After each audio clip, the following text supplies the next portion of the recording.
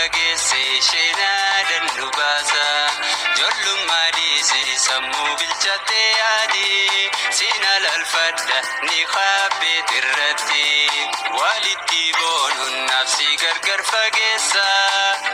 fageesse sheenaadhaan nu baasa ijoollummaa dhiisii sammuu bilchaatee yaadii wala laalfadha abbeeti dukaat irratti.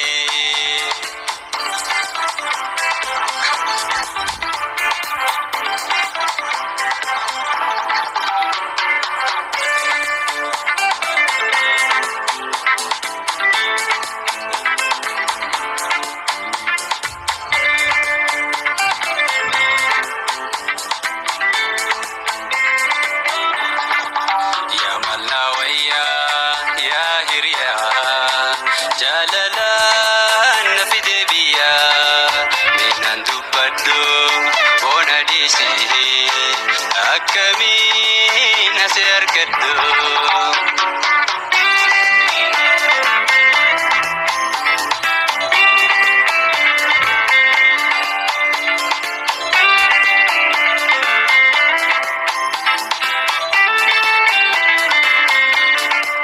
Si jaaladheetiin sirraa maraadhee dubra hedduu irraan ija si fayyadhe hundeen caalaa jetteeti simbooniini moosinni dubrummaa ifin dabarsiini si malee baareenni komaameen jirre ifna gabsiitee nam buusin karree haalli feenaa aarsa yaalaalee daawwata gowwummas waan qabu jaala.